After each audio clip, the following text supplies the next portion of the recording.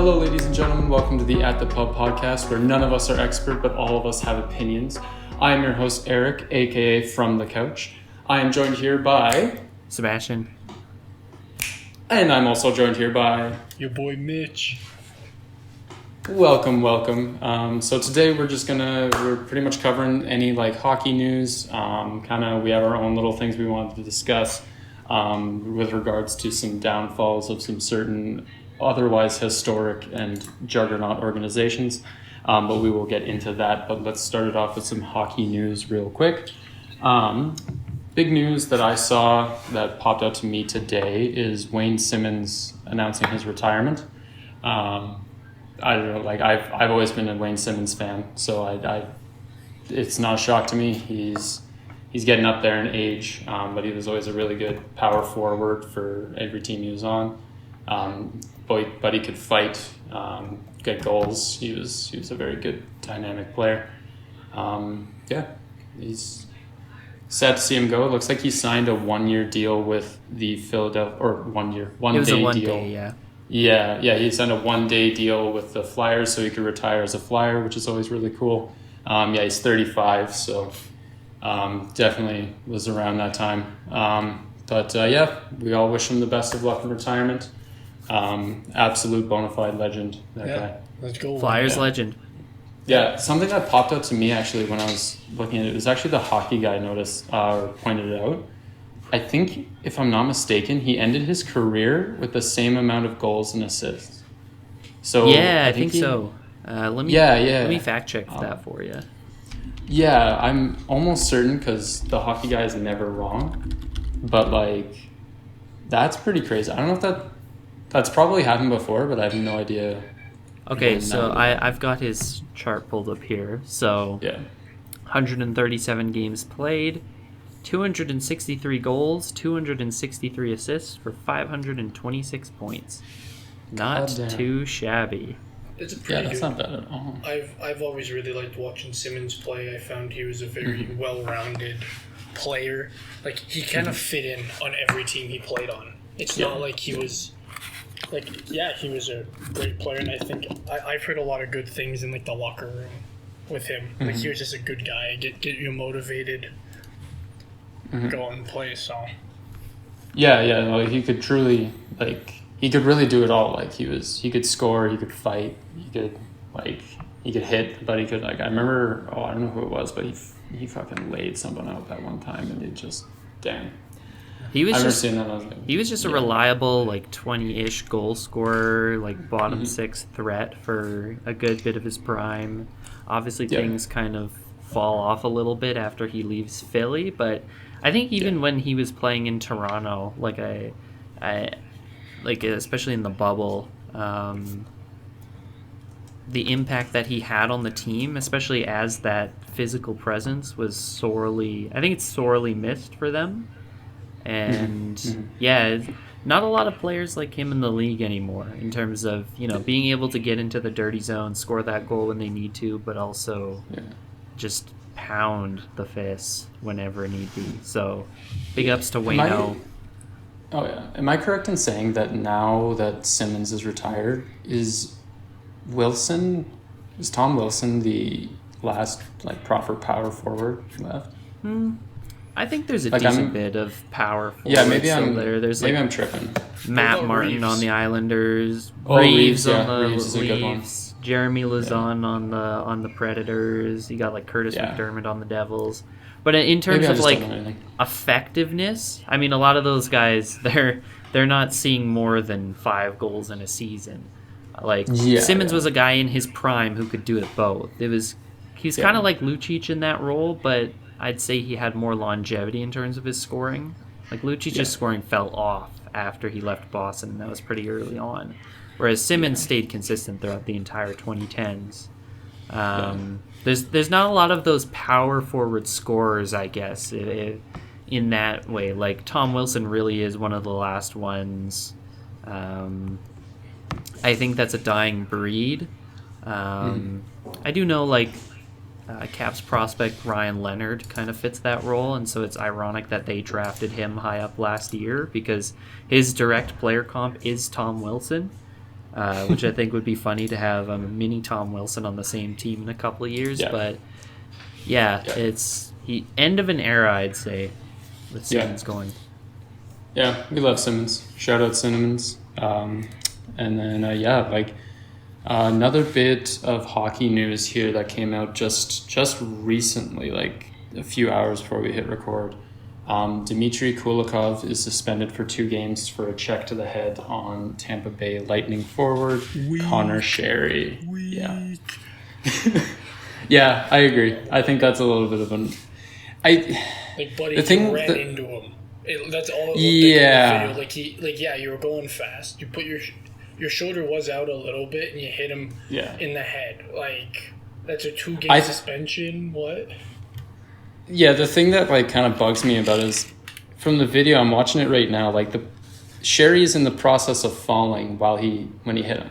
So I think you can see when Kulikov is going in for the hit, like when he's starting his stride. Yeah. He's at the same level. He wouldn't hit him in the head, and then he fell a little bit, and then ended up hitting him in the head. I think that's a bit of a weak call on my end. What do you think, Seb? I think if the Department of Player Safety was more consistent, this wouldn't be an issue. For me, it's just, I'm fine with this being a suspension if other hits like this were also punished accordingly. But then you'd have to be suspending guys pretty much every other game. I think it's okay. I can hear the argument about how Shiri kind of falls into him. It's hard with the video. Certainly, it would be easier if, say, the ref had a body cam on and we could see the up-close footage. I could see it go either way. My big issue is that, I'm fine with this being a suspension, but why is this a suspension and not, I don't know, so many other hits we've seen this year? I can point to an entire encyclopedia full of just bad hits. I can show you a million Trouba hits from this season that should be punished in the same way if we're using the same standards. To me, this is just more Department of Player Safety spinning a wheel and being like, 2 games. This, I could have seen it be 3. I could have seen it be none. And I just wish they were a little more consistent. I'll say if they're trying to get rid of headshots in the game, then go ahead and suspend him. Even if he didn't 100% mean to, it's your responsibility to bear. But I've seen too many plays this season and many before where just nothing happens. So, it's not like he's a super impactful player for the Panthers. So I don't think they're losing sleep. Obviously, you lose a guy from the locker room, which isn't great. But I think 2 games, while they're sitting very comfortable in their seeding for the playoffs, I think they'll be fine. The other thing I've kind of noticed is ever since the Adam Johnson incident, the players, health and safety committees, been a lot more, stern. Obviously, they don't want these big players, these pro level athletes injured like that, and so they've been a lot more that's why I haven't seen as many fights, or that's why they're calling these, is because they want to make sure that these players are healthy and they're not getting injured or better, not taken to the hospital, or the worst thing that could happen, be dead, like what happened to Adam, and obviously rest in peace Adam Johnson, but I've seen it so much where that's especially with I've from what I've been hearing and what I've been seeing, I think the NHLPA is just more anything to the head is a suspension now. There's instances where those are neglected, and some things maybe should have been suspended when they're not. But from what I've seen recently, especially with this Kulikov hit, I think they're really cracked down, especially with all the talk around CTE and concussions and all that shit. I think they're trying to really dial it back with that stuff. Yeah, and I understand it. So it'll be interesting to see where it goes. I'm fine with them punishing hits to the head. I just wish they would do it more consistently, but we'll see if they smarten up, or if this just goes back to it always being random. Yeah, I'm sure the way that Florida's playing right now, I'm sure they'll survive. But like, yeah, I don't know. I thought it was worth mentioning because it's a bit of a strange one in my opinion. Speaking of surviving, have you guys heard of the Coyotes' Hail Mary attempt to get new land for an arena? Beautiful transition, Mitchell. Beautiful. I'm just getting my ducks in a row here. So this one is okay. I'm almost certain I'm gonna get facts wrong because it's so complicated and it's so much politics of like American, like district politics that I have absolutely no understanding of. But from what I can understand, the Arizona State, according to Sportsnet, the Arizona State Land Department Board of Appeals unanimously. Thank you. I can't read. Approved the $68.5 million appraisal for a portion of land in Phoenix for the Coyotes. That was posted 4 days ago at the time of recording. So that's kind of their last, from what I've heard from like Elliot Friedman and all those guys, this is pretty much league wide, like from the NHL's point of view, their last chance. Like this is their last kind of Hail Mary before conversations of moving the team become far more intense and serious. Yeah, and it makes sense. They've given them such a long leash. I know that with this approval, this is just the start. They still have to go to auction in May, I believe it is. I think it's a $58 million land auction that they have to win. And to my understanding, according to what Elliot Friedman said, is that part of their bid isn't just about the money, but it's also what will you do for the land? What will you do for the community around it? They won't get approval by the state unless they come with the money and a good plan for the community. And I think that's really important. I think, it's great that Alex Morello and the Coyotes ownership wants to finance it themselves, but I think you also need to take into account the community around it. And I know with Tempe, they weren't interested in that dump there, which is really ironic. But anyways, so I think this is a good step for them. I mean, it's their last step. If this fails, they will move. And it's just a question of where. And it seems like it'll be Salt Lake City. It seems like Go ahead. I wanted it to be Houston. Honestly, I think Houston is going to be saved for full expansion. Okay. At least that's what it sounds like. Because it's such a lucrative market, it would make more sense to move the Coyotes to a place like Salt Lake City, which they can garner a following in, and they have the facilities to host them.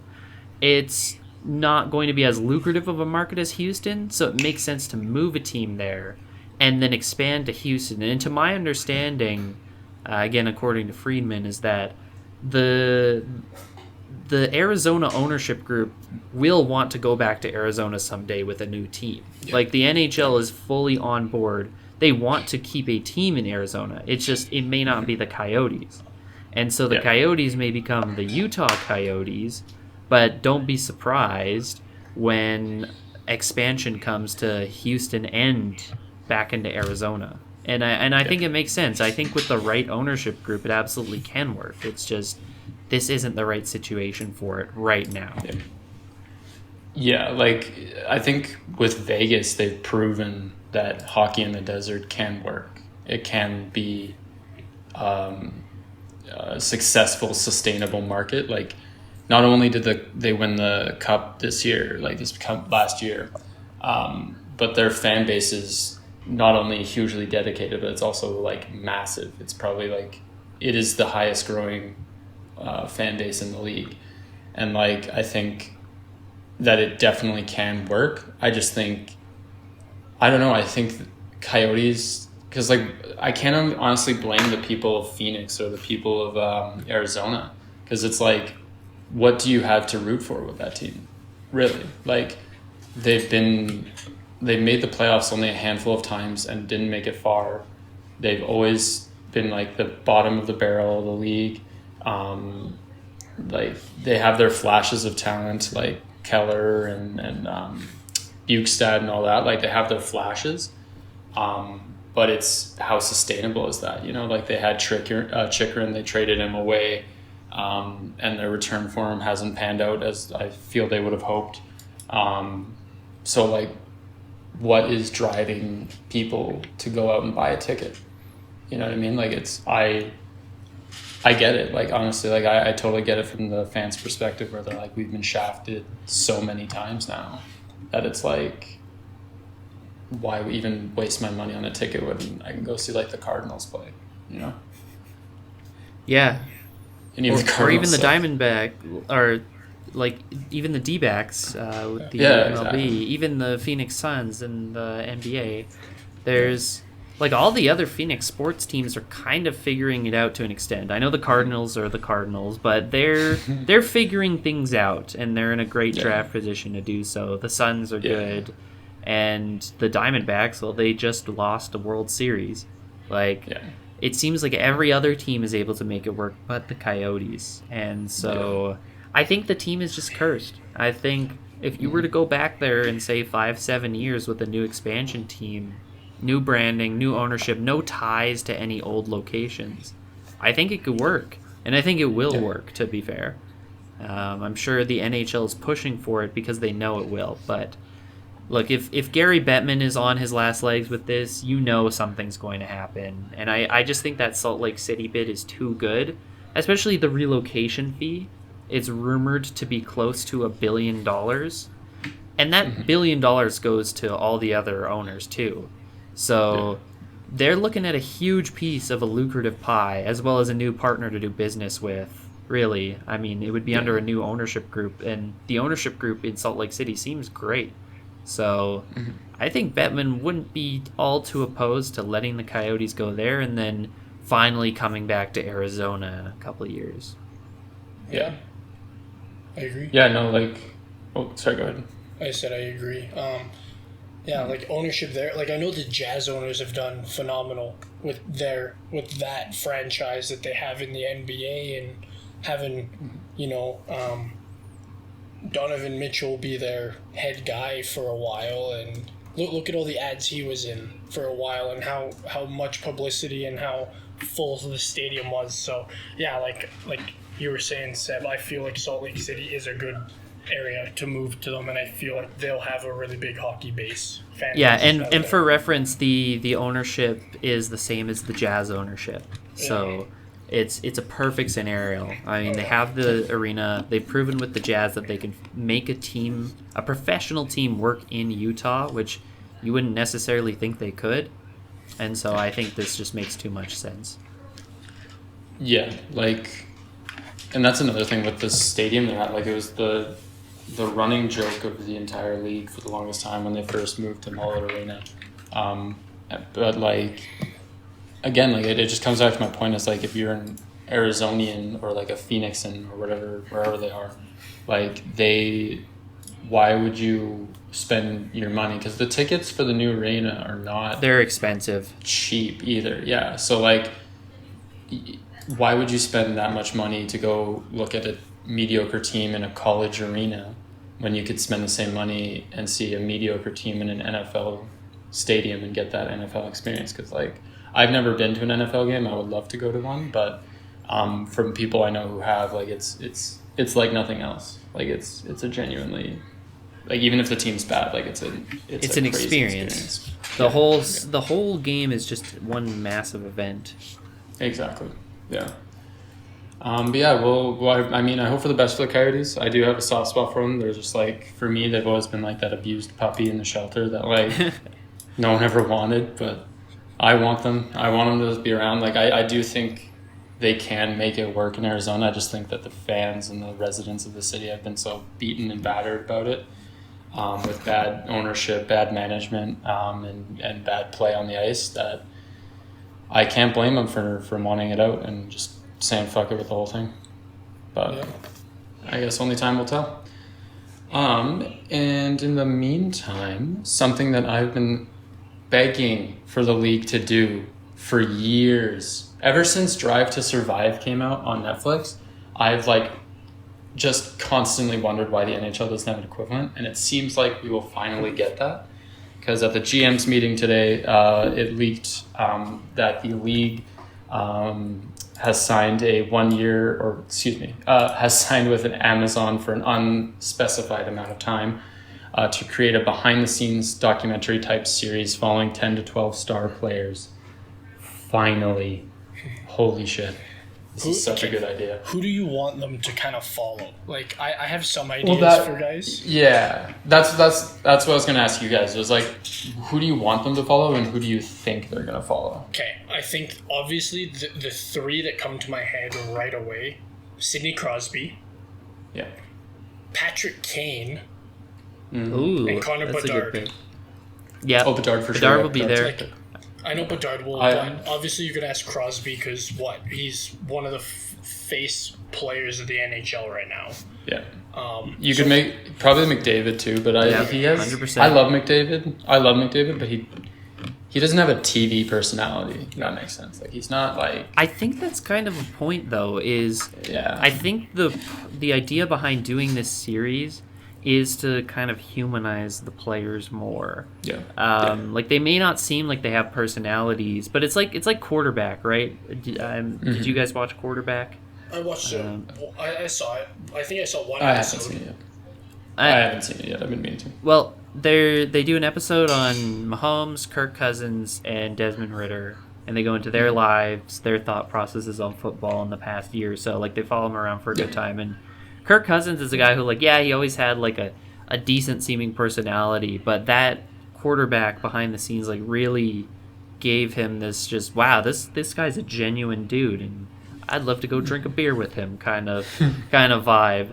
And so I think that's the purpose of this. And so I'll be interested to see who they follow. Obviously, you're going to have McDavid, Matthews, Crosby, probably Jack Hughes, the Tkachuk probably brothers. like Matthew. Yeah, I was about to say, probably Matthew Tkachuk is going to be on the list. That guy's made for TV. Yeah, I would love to see if they take players who are not necessarily superstars, but kind of interesting figures. Like, give me an episode on Brandon Tanev and his brother.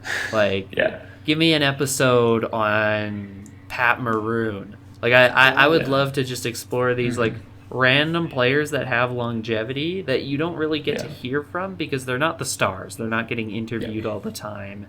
But you give them this little spotlight and everything changes. Yeah. So I think this is a great idea. Classic NHL, they are way behind the times, but I'm at interested. Least they're finally catching up. Yeah. No, I agree. I'm interested. I'm not sure if you guys ever watched Drive to Survive. I haven't. I have not. It's really good. Yeah, like even if you're not into, that's kind of how I got into F1. I didn't really follow it until then, but it's the same kind of idea as like Quarterback on Netflix. Basically, it's the way it started out was they just started following like a few of the drivers and like the kind of behind the scenes drama and all that stuff. And at first it was kind of funny because at first they couldn't get like the superstar drivers like the Lewis Hamilton and all those guys. But then once the first season aired, and it was like really popular on Netflix, all of a sudden Lewis Hamilton was interested. So I think it could be a similar situation to what you're saying, Seb, where it's the first season maybe is, and if there's multiple seasons, maybe it's a temporary thing. I hope not, but I think it is like an ongoing thing. Maybe the first season follows like these 10 guys, and then they'll switch over to like another 10 guys, and hopefully they get to like, because I wouldn't mind if they did like, we're going to follow like McDavid, Matthews, the big name guys that you know, but we're also going to follow like fucking, I don't know, Zach Hyman, or like a guy that you don't necessarily think about right away. Yeah. I think I would love to see it behind the scenes. 5. Like, yeah, for sure. 5 stars, and then 5 like guys who could be stars who still have potential. And I think that would kind of be really good, right? Because obviously I still think it would be good if it was 10 star players, but having that little mix of, okay, what do the stars do versus what does the average guy on the team do? Like, I want to know that. 'Cause I don't know if you guys ever watched it, but I almost am certain you guys didn't watch it, but the Oilers used to have a show. They used to have like a TV show like this format. It was back in the days of like Hall Eberle and Nugent Hopkins. And I used to watch that shit religiously. And, like, it was so fascinating because, like, you'd see, like, I remember vividly there was the one episode where the one guy got traded. And, like, they filmed him, like, shaking hands with everyone in the locker room saying goodbye. And, like, stuff like that is, like, the stuff I kind of want to see. And, like, they follow, like, the meeting with the GMs afterward and all that stuff. Like, that stuff's really interesting to me because I've always kind of wondered how those exactly go. So that's definitely going to be a big draw, I think. Yeah. Yeah. And you mentioning kind of trading and happening, right? Like a bunch of stuff. Like, obviously this is going to be nice, but it's also we'll get the insight on what it's like to be traded from team to team probably from this. Yeah.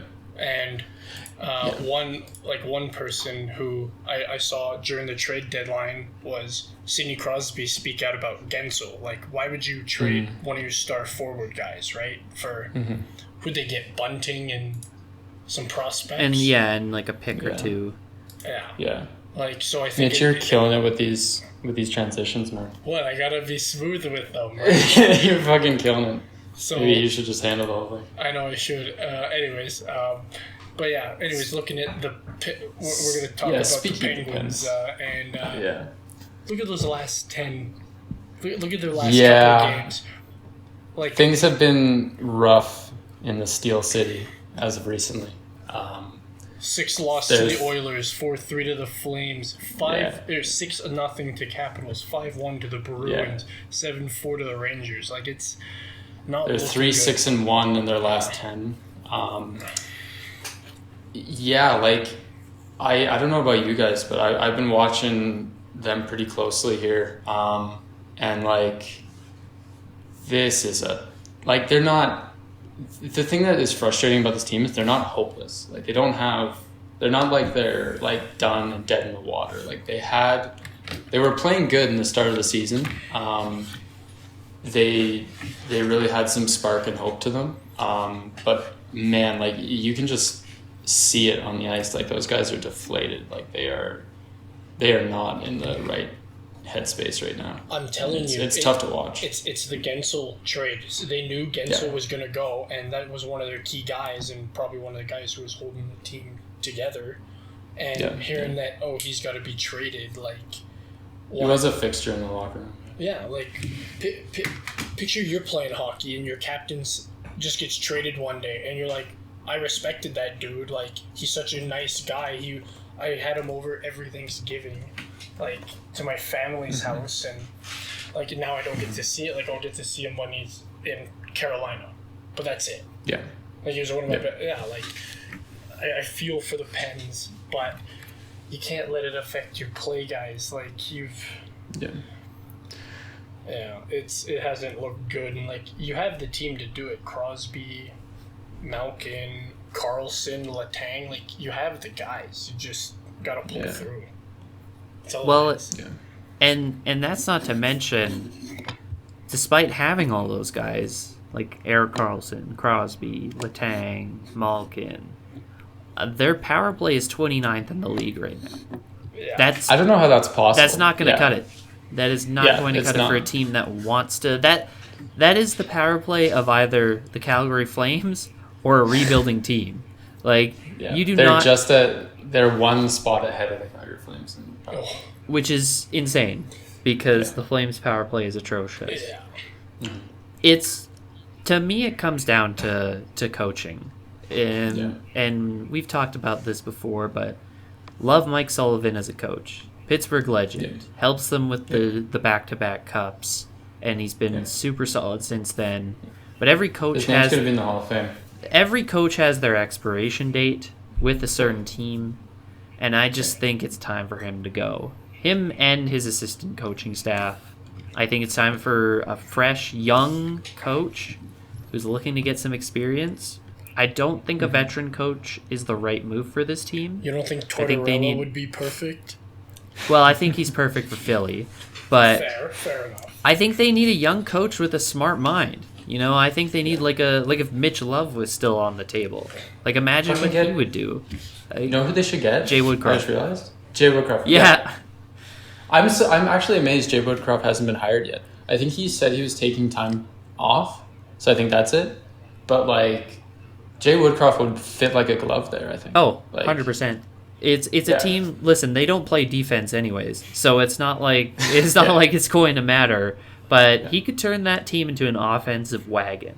And for sure. Listen, I like Jay Woodcroft. I just think that it was the right mutual parting for the Oilers. It's worked out. I was skeptical, but it's worked out. Knobloch is a great coach, but I still think Woodcroft is an incredible coach. It just didn't work out. But I think you put him on a younger team with a roster that obviously, McDavid's the best player in the league and Draisaitl's arguably second. So, roster-wise, you're not going to maybe have the most generational players, but I think it would be really interesting to see a younger, more innovative coach like Woodcroft work with this Pens group. And I think for Mike Sullivan, I would like to see him go to a team that has maybe a bit of a younger roster that he can mold, like he did Crosby. Like, he was essential in Gensel becoming who he is as a top-line winger. And Can I tell you my top 2 picks where I think he would fit perfectly, honestly? Yeah. Buffalo and Detroit.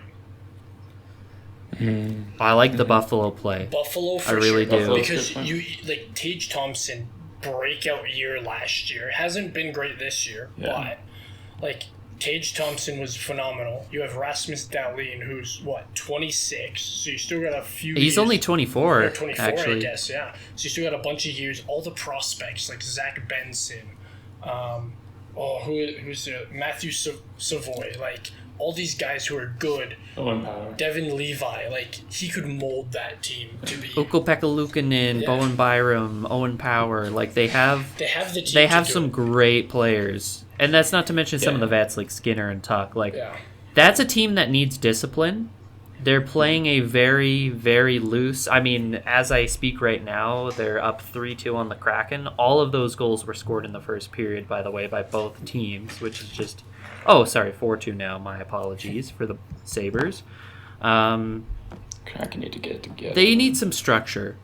And getting Byram helps. I think you add a championship caliber guy. I mean, he was amazing in that cup run. I think he had 20 points in 24 games.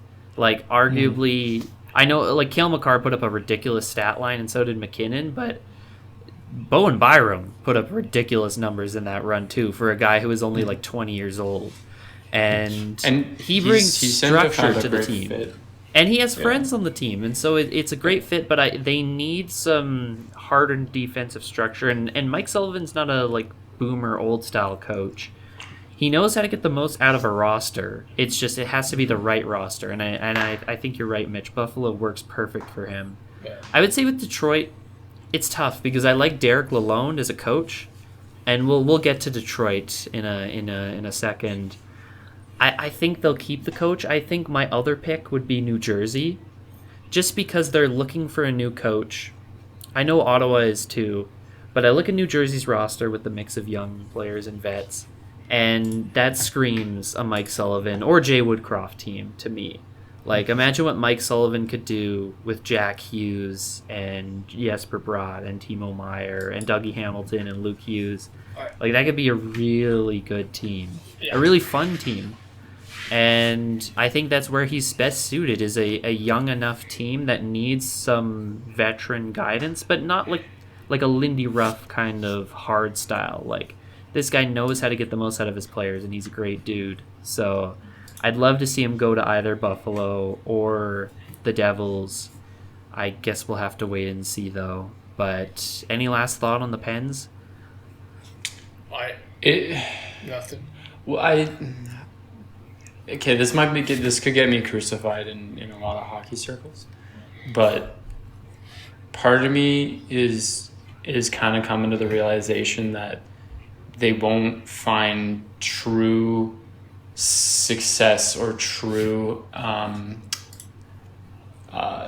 making it to that next step and kind of letting go of the past until the end of the Crosby era. Now, don't get me wrong, I don't want the Crosby era to end. I love Crosby. He's a fantastic player even to this day.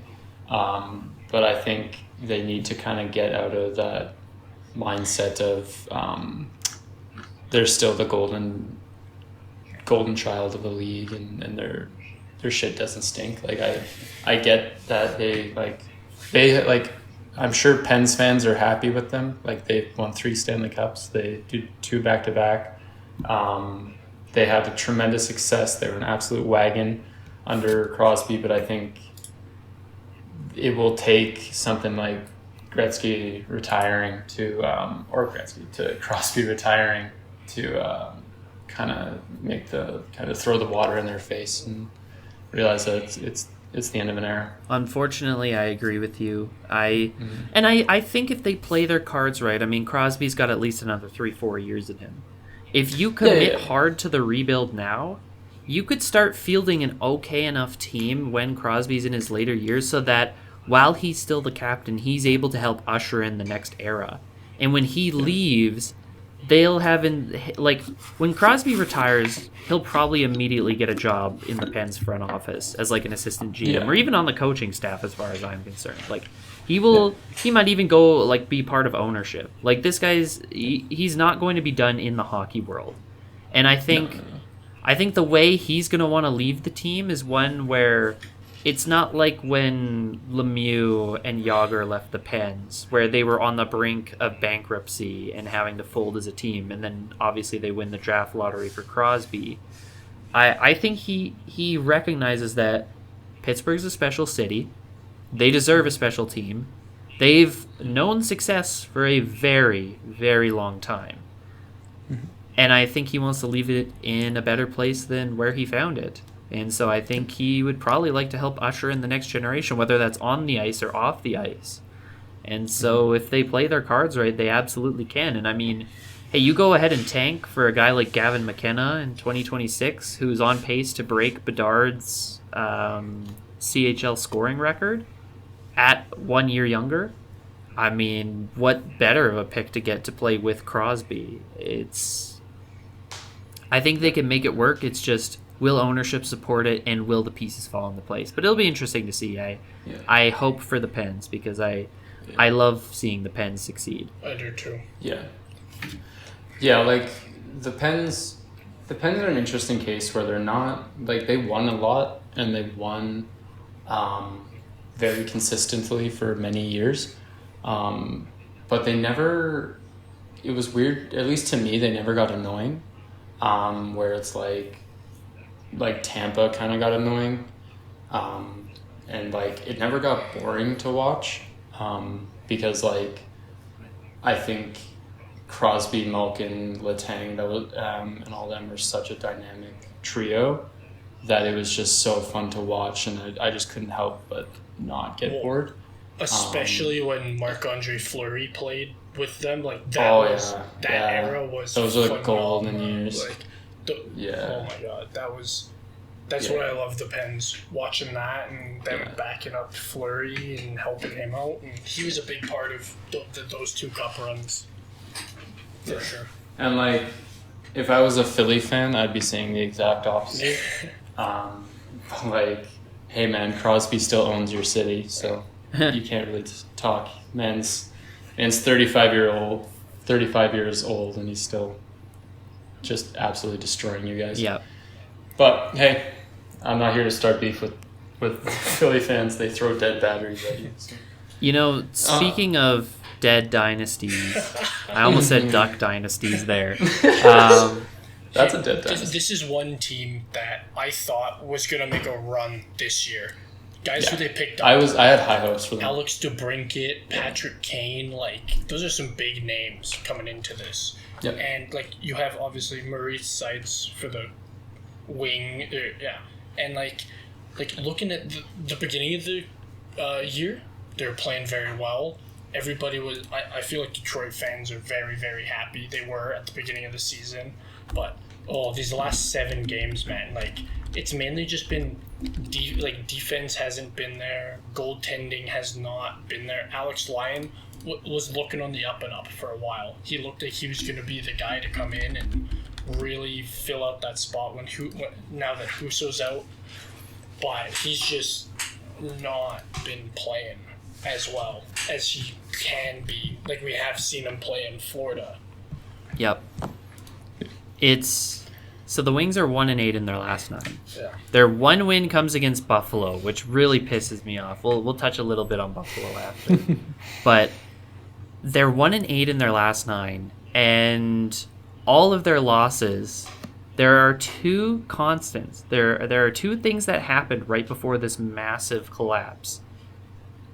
Can you guess what 2 things those are? And I fully believe they're related.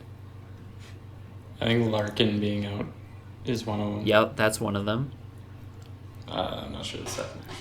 The garbage patch on their jerseys. Oh. Yeah. Oh, God. I got a bone to pick with Wings fans, man. What the fuck is that all about? So I understand Twitter's a cesspool, but holy shit. Yeah, they've got a garbage patch on their jerseys, and it's hilarious to me that all of a sudden, like, obviously it's not the garbage patch. It's Larkin goes out. Like, if you look at their record without Larkin over the past couple of years, I think they're like 14-58, and they have 87 goals for and like Holy 200 shit. goals against. Like, this That's team crazy. is awful without Larkin, and I think like he's their MVP, and he has been for a few seasons. He does not get enough credit as the captain of the team for how important he is. Like, I'm looking at their center depth right now. First line center, JT Confer. Second line center, Joe Veleno. Third line center, Andrew Kopp. Fourth line center, Austin Starnick. Here's what That you is should a do. You should run god-awful center core. You got to run Kane as the starting center and put Raymond or Perron on that first line. At least then you have guys who you know in the past have been consistent, and Kane to kind of lead that charge. That's what I think. And you know what's funny is, in Larkin's absence, Raymond has been scoring like no tomorrow. He's passed Larkin in points on the team. I think he's on pace for like 70 points as a 22-year-old, which is insane. Like, this guy's possibly one of the most underrated players in the league right now, which sounds crazy because just a year or two ago, everyone was talking about him and Sider and like, oh, they're the future. Yeah. Raymond's quietly putting up like a 30-goal, 70-point season as a 22-year-old. Yeah. But this Wings downfall has just been depressing. They were in a playoff spot for so long. I'm looking at the standings right now, and as of right now, the Washington Capitals just beat the Flames. And so they have officially passed the Red Wings for the second wild card spot by 1 point. And they have played one less game than the Wings. And that's tough. Do the Wings have a game in hand, though? No, the Wings have played one more game than the Caps. And the Islanders, who are chasing them. And the Pens, to be fair, but the Pens are farther behind. Same as the Sabres. Oh, yeah, just updated. That's rough. It's rough. I don't know what's going on. Obviously, it's Larkin, but I also think it's been their defensive structure. I mean, they've been bleeding goals. Like, we can point to everywhere. Like, the defensive structure. Like, you're playing Ben Sherratt and Jeff Petrie together in the year 2024. Why do we think that's going to work? Like, their defense is thin on the depth right now, and I think that really comes to just they've signed some real old boomers to this team. Like, get some of their defensive prospects in here. Some of these good, dependable young guys who are hungry for a spot. Like why are we playing Jeff Petrie? Like Simone Evanson, you're 100% right. He's been waiting in the minors for an opportunity. Like, I like Olimata, I like Shane Gostisbehere, but Shane Gostisbehere is all offense, no defense. And I think that's the last of the team's needs right now. Like, if you slotted Simone Evanson in there, I think it could at least help. And then obviously the goaltending. Lyon was great. They miss Husso. I think Lyon, it's not that he's bad, it's just that he has never played this many games in the NHL. And when you've never played that many games, lo and behold, you kind of crumble a little. Where, like, and James Ratmer is. He's God, yeah, and he's not good in any capacity. Hey, he's been good. He's been good his last couple games, but that's about it. The rest of the season, he's letting a bunch. He's bodied the Flames both times they've played the Flames. He got fucking exposed by the the Pens. Oh, Yep. That is And it's funny because the Pens, as we just discussed, downfall, but yeah, that was truly the battle of mid. yeah, the one guy I think has been real disappointing is, remember at the start of the season when DeBrincat had like 11 points in 3 games, and everyone was like, "Oh man, here comes the Wings!" Like they're going to destroy everyone. That's when I thought the Wings were like, "Oh, the dynasty's back, And then they signed Patrick Kane, and it's like, "Oh man, you got Kane and the Cat back together." Yeah. Oh, sorry, I need to correct myself. Actually, Alex Lyon was in net for the Pens game, but still. It doesn't matter. Their goaltending is getting shelled. So I found this interesting. So DeBrincat's got 23 goals on the year, although most of those were early in the year. He had 27 last year with Ottawa, so he probably passes it. He probably passes his point totals. He was a minus 31 last year. Dear Lord. One thing I found interesting is that in 82 games last year, he had 30 power play points. In this season, only 18. Which, to me, that's one of the most damning things. Is I think you pick this guy up because he's a power play producer. And so I haven't had a chance to really watch any Wings games this year. I wasn't even able to watch when they played the Flames, unfortunately. So I don't know if it's just they're not playing him on the power play or if he's just not been converting. I see that his shooting percentage this year is actually a little higher than last year, and so it's interesting that he's just not finding the production, and I don't know what's going on with him. I think he misses Larkin being out, obviously, but man, they need someone to get him going. Okay. Or else they're going to be screwed. If DeBrincat started going and they had Larkin and were playing well, do you think that they would have a playoff spot? I'm gonna say no, and I just think it comes down to their goaltending from the get-go this year. I mean, I like Ville Husso, but he's not your elite like he's not like Steve Yzerman when he drafted Vasilevsky and was like, "Oh, this is gonna be our guy for a long time." Like, they need an upgrade in net badly, and I don't know how they're gonna get it. I think they're waiting on Sebastian Cossa in the minors, but he needs another year or two. And he's going to be a great goalie for them someday. But I think they need a solution. To me, I still think about how Connor Hellebuck was on the market last year, and both the Wings and the Sabres were interested, same as the Devils, and never did it. And now I think all those teams are probably kicking themselves for not, because he is still just putting up elite numbers. And I think he would on any team. So I think they need goaltending the most, and I think this goaltending would have been exposed regardless, whether it was Husso and net or not. The defensive structure just breaks down, and you hate to see it for the Wings, but next year, I think next year is the year. Okay. Yeah. So, speaking of playoffs and going into wild card spots, what's your guys' thoughts on the teams in the West? Like, you got Seattle, Minnesota, St. Louis, and Flames, right? Who I think are contenders to make that spot. My top one, and this might be a little bit, it's the Blues, to me.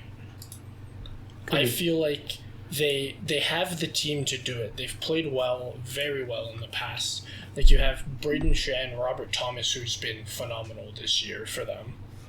Jordan Kyrou hasn't really done much, but Pavel Buchnevich has been playing well, right? It's just their decor. Yeah, their decor is a little tired. And Binnington has to pull the weight. And Hofer's been playing okay, but it's Binnington and their O-line, their offensive core. Yeah, I'm looking at this right now, and in the West you have Nashville wildcard 1 with 82 points. Yeah. Wildcard 2 is Vegas, who has been just falling from grace. Although I say falling, but they're still tied with the Kings, and the Kings haven't looked too Kings hot. have also been falling. The Blues are at 75, Wild at 74, and the Flames at 71 with the loss tonight. I think the loss tonight really just dampens any playoff hopes for the Flames, as it should, as far as I'm concerned. I think the Blues can threaten it. Yeah. I just don't know if they will, because we know how Vegas works. They will always figure it out. Even if they end up being wild card 2, like, it's just the It's the predictability of the league. What's interesting to me is that Nashville at 82 points, man, they are just holding on to that wild card 1 spot. And you think, oh man, could they threaten someone else in the division? Nope. Next is Dallas at 91, which just shows how good the Central Division is. Just ridiculous this year. They have the most points out of anyone, like combined in the top 3. They have the most points, which is just ridiculous. Yeah, loyal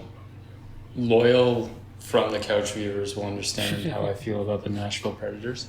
But the Nashville Predators for me, as I've made it pretty public, are the dark horse going into the playoffs. I think they're going to get neglected and forgotten about a lot of teams, where they're going to be like, oh, Nashville, that's no problem, we'll just go. And I think they're going to surprise some people because they are playing some of the best hockey in the league right now. They're 8-0-2. They're plus 15 goal differential. They're 21-10-3 on the road. They're playing the best hockey I've ever seen them play. And you're totally right. The next up is Dallas, which is a tricky opponent. They're almost 10 points ahead. They could do it. But I think, don't sleep on the Predators. Like, they just don't They're stop 8-0-2 in their last 10, which is ridiculous. The Stars, no shade to the Stars. They're 6-3-1 in their last 10. And I guess the Jets are 6-4-0. But if the Predators just keep playing at an 8-0-2 pace, they've got games in hand.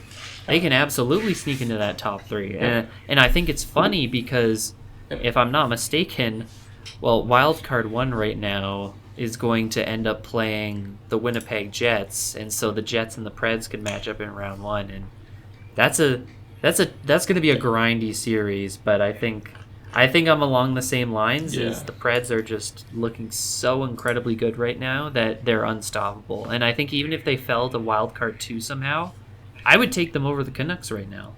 Like, with how the Canucks have been playing, I know they have Demko, and I know playoff Demko's a different beast, but this Nashville team, if there's one team that's going to pull a 2019 Blues or even a last year Florida Panthers, even though the Panthers kind of got in a bit of a fluke, it's these Predators. Like, they just grind, and they play playoff hockey in the regular season, and that should scare other teams.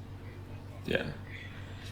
I was talking to my brother about it because I mentioned he's into hockey, and he was kind of the same opinion a lot of guys do, but like about the Predators, where it's like it's a fluke season, or like they're not going to make it that far.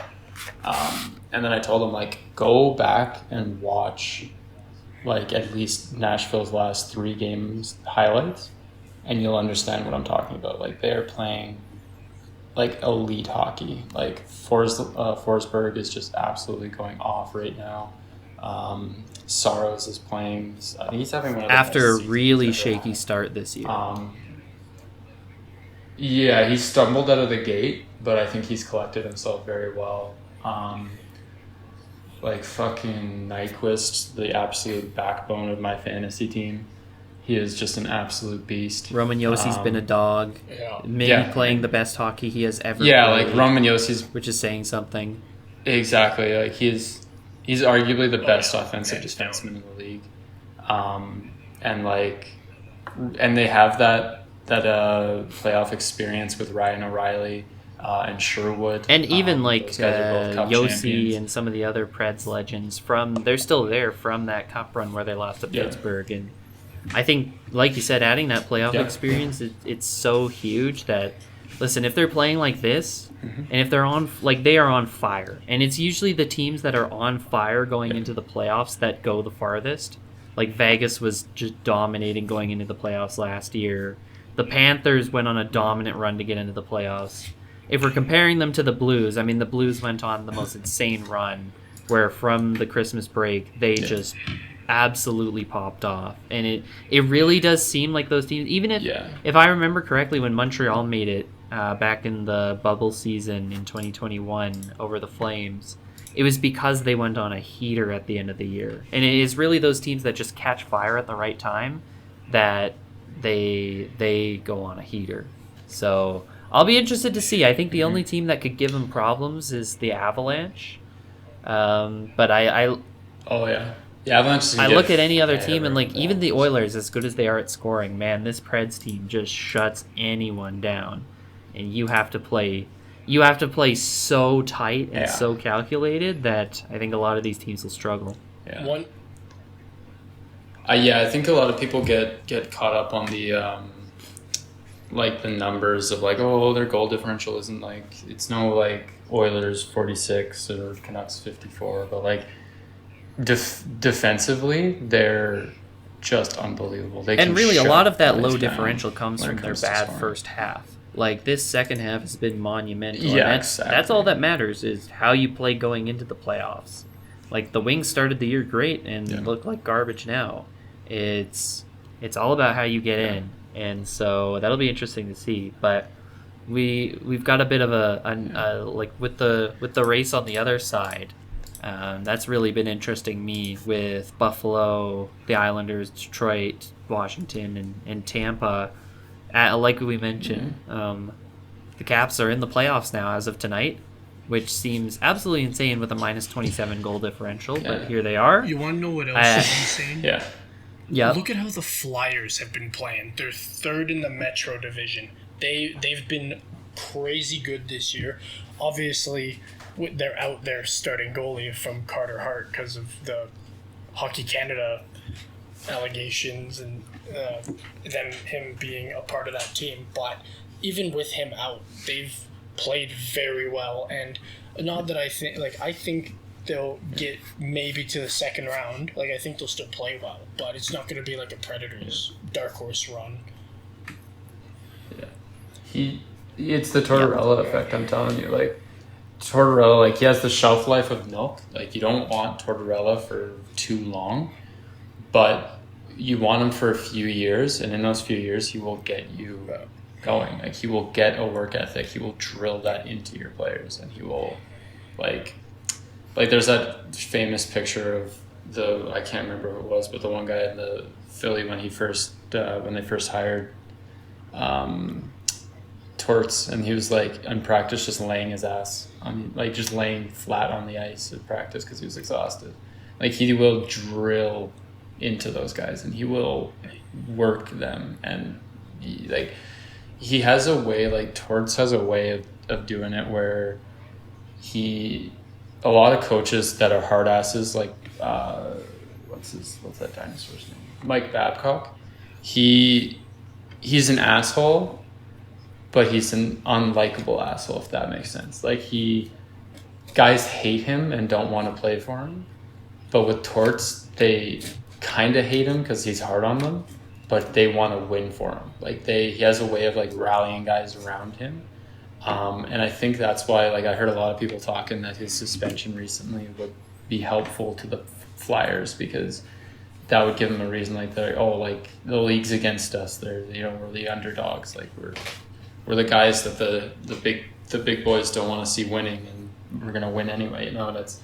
I think he has a way of doing that, and a way of kind of commanding the room that I really can't compare to anyone else in the league. He is very good at what he does. Again, you don't want him for too long, because eventually that hard-ass lifestyle does wear off, and it does become a problem if you have him for too long. But just like look at the Blue Jackets. Like, they were great under him, and then they came too much and they fired him. So I like Torts. I think Torts is a legend. He'll be in the Hall of Fame one day. And I think he's kind of proven himself with failure. The Islanders. I think it's funny. Yeah, go ahead. Like, sorry, I feel like I gotta say this right now. Islanders, the only reason they're where they are is because of Sorokin. Like, this year, no one's been producing points for them. Yeah. Sorokin's been holding they've been them pretty mid the entire season. And don't get me wrong, he's definitely one of the top 3 goalies in the league, hands down. Like, but oh yeah, I would say it's him, Vasilevsky, and maybe honestly I would say Connor Hellebuck. Yeah, but I would also put Saros. Oh yeah, I forgot about Hellebuck. Yeah, you got to go top 5. I knew I was forgetting somebody too. Yeah. Yeah. Top 5, yeah. Like, those are the top 5. Like, for I sure. don't see them, like, their defensive core right. hasn't done shit. No. Yeah, holy shit. Their minus offense 20. hasn't done much either. It's just Sorokin holding them in. Because look at their last couple of games. 5-2, 4-0, 4-3, 3-0. Losses. You know, I liked them hiring Patrick Waugh as coach. I think he'll do the right thing there, but it's going to take time. And I just don't think this is their year. I was going to say, I don't think this is the Flyers' year. I know they were really, really hot. No, but I look at them with 76 points, and I see the Caps at 75 and the Islanders at 73, and I just see that record and think, oh yeah, the Caps and the Islanders are gunning for that spot. I can't see Philly keeping this play up. It reminds me of Anaheim a few years ago where they were like second in the Pacific at the All-Star break, and then they sold and just crumbled. I think that was the year after they got McTavish. Yeah. It was the Zegras rookie season. That's the vibe they give me, where they're playing with house money right now. I mean, they didn't expect to be here. They expected to be terrible this year. This was still so the fact that they're where they are is a huge attest to Torts being an incredible coach. And so I think next year is really a year where they could see some dividends get paid off, but I don't see them keeping this playoff spot. With 76 points, they're very vulnerable, and Washington has just been playing amazing over their past few games. Which is funny with their negative goal differential. They're going to get them to the playoffs somehow. Yeah. Yeah, I was going to ask, what's your guys' stance on the Capitals? They're an enigma. For me, it just depends on, I was going to say, for me, it just, depends on which Capitals. Tonight's Capitals blew the doors off the Flames, who had been, actually playing kind of good as of recent, despite trading everyone away, even though, they're icing in AHL. They're 5-5 in the last right 10. now. I think they can do it. It's bizarre. Yeah, I think they'll make the playoffs. I think they're honestly what's holding them together right now is Ovi, and I don't mean that just in the way he's scoring points where he is now. He was struggling out the gate, but he is now. He's kind of returned to himself again. But I think honestly, when he hits Gretzky's record and surpasses it, I think we're going to see some big 100% in Washington. I think we're going to see some big shakeups. Even if he doesn't retire right away, I think we're going to see some big shakeups, because I think honestly, since the team has won the cup, they're kind of just trying to get Ovi that record right now, and then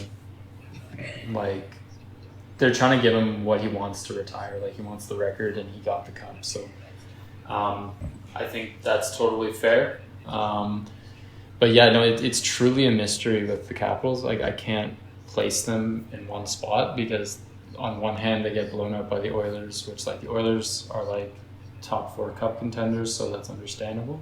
But also then they beat Seattle pretty handedly, and then they beat the Flames just now pretty handedly. They're some games they just play absolute shit, and I'm just what the fuck happened to this team? And then other nights they're man, these guys are legit. But it's because they don't have Prime Holtby anymore. They have Darcy Kemper and Charlie Lundgren, who's been playing very well.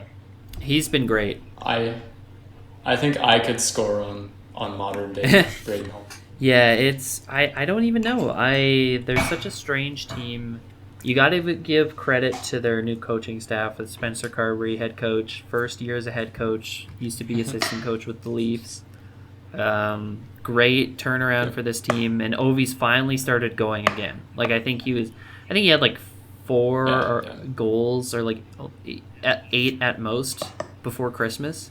And since then, he's just been ripping him. Yeah. The whole team has been playing better. Not like a Nashville kind of run, but they have a game in hand on Philly. The points percentage wise, they're ahead. Yeah. And I think it's funny because Tampa Bay is holding that wild card 1 spot. I don't think anyone's going to take it from them. Yeah. But I could see this Capitals team at least holding on to this wild card 2, but I wouldn't be shocked if they get into the divisional spots and then maybe the Flyers hold wild card too, or maybe the Islanders or Detroit figure it out, or I hope Buffalo figures it out, even though the math doesn't work in their favor. I would love to see them do it. So it'll be interesting to see. This is going to be a really crucial week because a lot of teams are going to find themselves on the outside looking in after this week. And I know there's still another 2-3 weeks of regular season left, but this is really where crunch time comes down for a lot of the pretenders. Yeah, no, this is about the time where it like separates the boys from the men. The obvious teams are already out of the way, like San Jose and Chicago.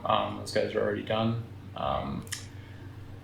Yeah, like, I mean, yeah, man, like the Capitals are probably the biggest question mark for me right now. One of the second to last team I wanted to mention is the sneaky assassins of the Metropolitan, aka the Carolina Hurricanes. They are, for my money, the best team in the league. They are just unbelievable right Especially now. As an Oilers fan, I'm terrified of the Carolina Hurricanes, as am I terrified of the Colorado Avalanche. I'm scared. I'm scared going into these playoffs because I think it's going to be a hard fight. But these playoffs and I mean, as we get closer to, we'll talk more about it. But this Canes team, look, they didn't even need Gensel. They didn't even need Kuznetsov, but they add them and they're even better. And you look at their team top down, they get Freddie Anderson back. They have the best decor in the league. They have a top 9 that can roll against any, they play both ways hard. They have a great starter, great backup, incredible coach. Man, who's stopping this team? I know the Panthers have been playing well, the Bruins have been playing well, the Rangers have too, but who's stopping this Canes team? Because so far it doesn't seem like anyone. The playoff curse. The conference curse. Yeah, could be. Like, I do genuinely believe in the President's Trophy or Division Champions curse. Well, I do think the last couple times they've been to the conference finals, they've been swept every time. Or for the last 2 times they were in there. Yeah. And they just need. Yeah. They need to get that monkey off their back. If they get to the finals this year, they're the team. That's the team that's going to win. I have that feeling. Yeah. If they can get over Florida or Boston, if they rematch against Florida in the conference finals, and let's say they just mop the floor with them, I mean, it doesn't matter who comes out on the other side. The West is going to be a bloodbath. Whether it's Edmonton, whether it's Colorado, whether it's Nashville, whoever comes out on that other side does not want to meet this playoff Canes team with the monkey off their back. Yeah, no. I'm really excited. It's gonna be. It's shaping up to be the best in years. Honestly, we have so many just juggernauts going in, and it'll be a huge slugfest. I'm excited. I want the conference finals to be Hurricanes Panthers, right? And on the other side, I don't know if this would work. It depends on where Nashville gets in, but I want it to be Nashville Jets. It could work if they dropped a wild card too. Yeah. So that'd be like a Vegas. Exactly. I want to see that go That would be tight. Yeah. That would be tight. Yeah, man, I'm looking at their roster right now. Fuck me, man. They're the example on how you build an incredible roster. It's just incredible. Yeah, how did we let this happen? How did we let them get this stacked? Jordan Markenhut and Martin Hook and Jesper Fast are on their 3rd line. Kotkaniemi is on their 4th line. How are you that depth? How do you have that much depth? It's a mystery. This starting line. Oh man, I'm gonna have a panic attack in the playoffs. Aho and Jarvis is the deadliest in the league right now. Slavin and Burns. For sure. Backing them up. Is there any? No, I you guys think want I to hit talk? on everything. I've hit on everything as well.